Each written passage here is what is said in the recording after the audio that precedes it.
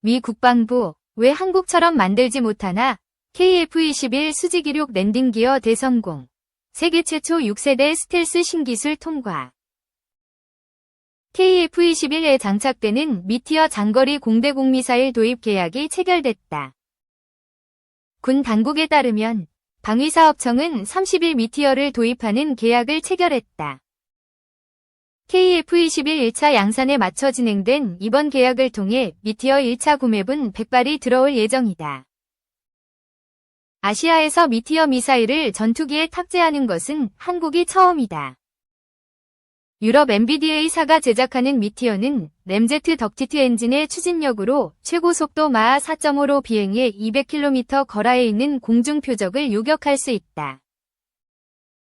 한국 공군이 운용 중인 미국산 암람 중거리 공대공 미사일보다 사거리가 훨씬 길고 종말 단계에서도 속도가 떨어지지 않은 채 표적에 돌입할 수 있다.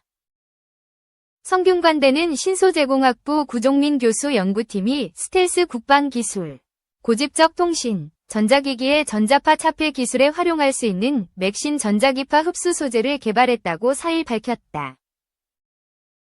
전자기파의 흡수 소재 개발은 레이더 탐지를 무력화하는 스텔스 기술 및 통신, 전자기기에서 발생하는 유해 전자파 차단, 제거를 위해 꼭 필요한 기술로 많은 주목을 받고 있다.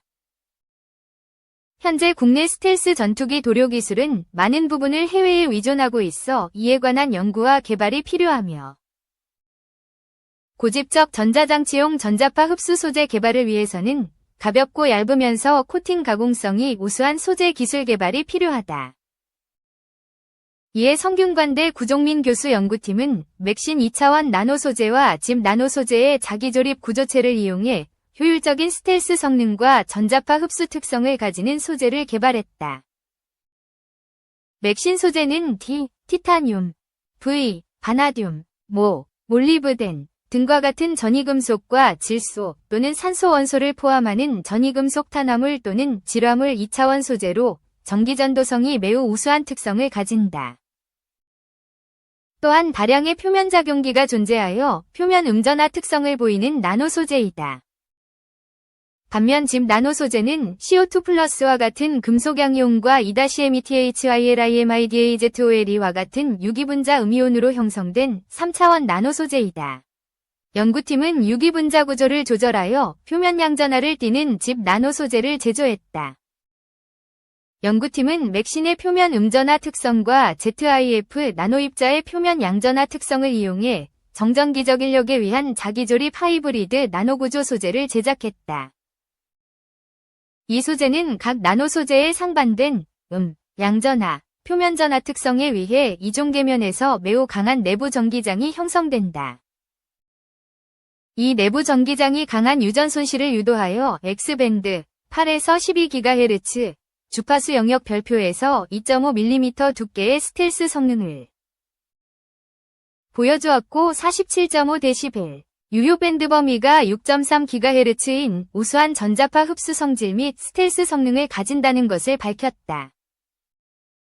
연구팀은 개발된 맥신 나노 소재가 저주파인 라디오파에서부터 X밴드, 테라헤르츠, 적외선에 이르는 광범위한 주파수 영역에서 우수한 전자기파 차폐 및 흡수 성능을 가지는 소재임을 확인했다.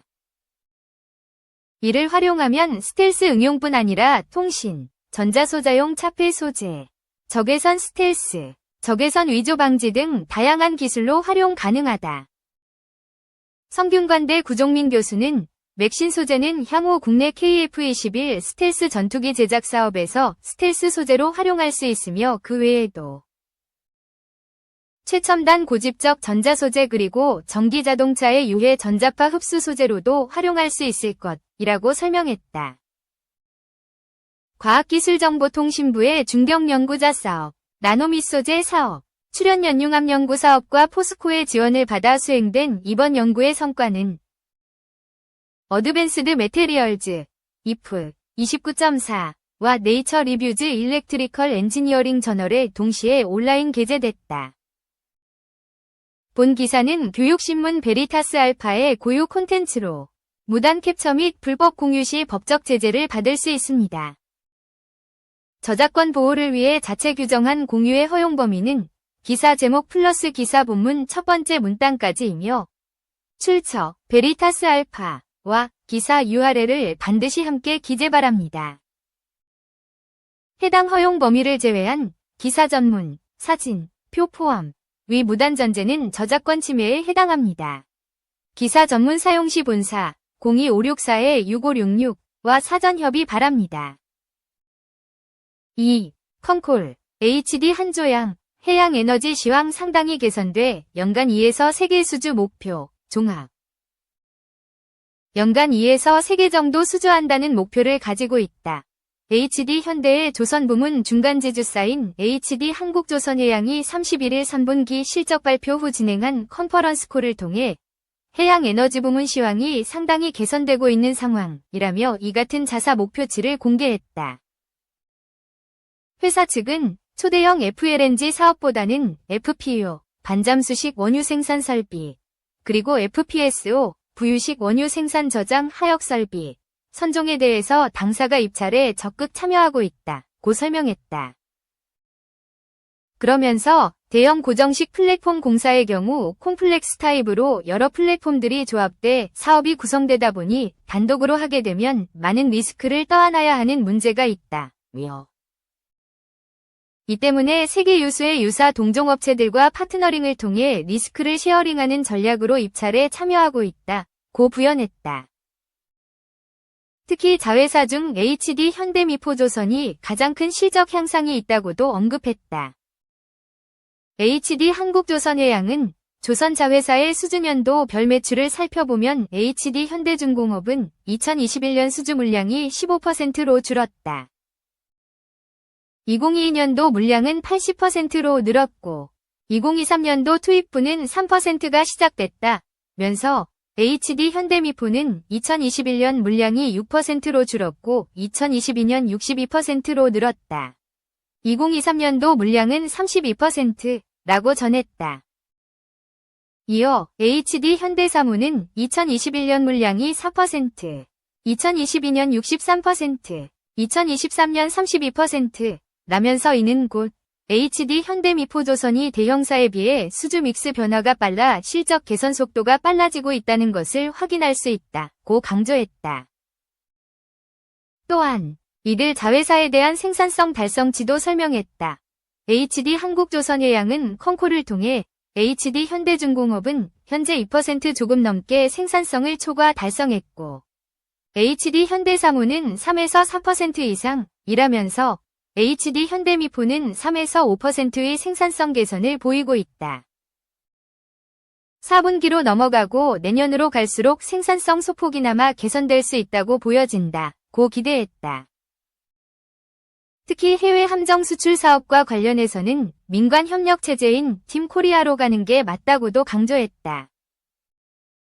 사측은 필리핀, 폴란드, 호주 사업의 경우 각각 회사가 제안한 것이 다르기 때문에 어렵지만 캐나다 잠수함 사업은 2년 후로 예정돼 있다며 이 사업은 3,000톤급 잠수함을 기본으로 하는데 이것은 방산물자라고 설명했다. 그러면서 국내 해군에 납품하는 방산물자 모델을 거의 원형으로 해서 캐나다에 수출한다면 이것은 정부가 승인 권한을 다 가지고 있기 때문에 컨소시엄 방식이든 팀십을 할 수 있는 여지가 남아있는 걸로 보고 있다고 전했다. 한편 HD 한국조선해양은 이날 올해 3분기 연결 기준 매출액 6조 2,458억 원, 영업이익 3,984억 원을 기록했다고 31일 공시했다. 이는 전년 대비 매출은 24.6%, 영업이익은 477.4% 증가한 수치다. 3. 한미 국방 북파병 강력 규탄. 한국과 미국의 국방수장이 북한군의 러시아 파병을 강력하게 규탄했다. 김용현 국방부 장관과 로이드 오스틴 미국 국방장관은 30일 현지 시간 워싱턴 인근 미 국방부 청사 펜타곤에서 제56차 한미 안보협의회의를 개최한 뒤 발표한 공동성명에서 러북간 포괄적 전략적 동반자 관계 조약 체결 이후 강화되고 있는 러북 군사협력이 영내 불안정을 심화하고 있다는 점에 우려를 표명했다고 밝혔다. 성명은 양 장관은 러북 군사협력이 유엔 안전보장이사회 결의 위반임을 분명히 했다. 러북 군사협력이 군사물자 이동을 넘어 파병까지 이어진 점을 가장 강력히 규탄하고 국제사회와 공조해 나가기로 했다고 밝혔다. 오스틴 장관은 회의 후 공동 기자회견에서 북한이 약 1만 명의 병력을 러시아 동부에 파병했으며 이들 중 일부가 교전 지역인 러시아 쿠르스크 지역으로 이동했다고 말했다. 오스틴 장관은 북한군이 러시아군과 함께 싸우면 공동 교전자가 되는 것이라고 말했다. 김 장관은 한반도 안보 위협이 고조될 수 있다며 북한이 전술핵무기 대륙간탄도미사일 고도화 기술이나 정찰위성, 원자력 잠수함 등 첨단 군사기술을 러시아에 요구할 가능성이 높다고 했다. 우크라이나의 북한군 활동 등을 모니터링하기 위한 전황분석팀이나 참관단을 파견하는 문제에 대해선 우리 군 임무이고 그렇게 하지 않으면 잘못된 일이자 직무유기가 될 것이라고 했다. 살상무기 지원 가능성을 두고는 포탄 지원 등 지금까지 어떤 것도 결정된 바가 없다고 했다. 한미는 향후 연합연습에 북한 핵 사용에 대한 대응을 포함한 현실적 시나리오를 포함하기로 결정했다고 밝혔다. 한미는 또한 인도태평양 지역 한미동맹 안보협력 프레임워크 문서를 채택했다.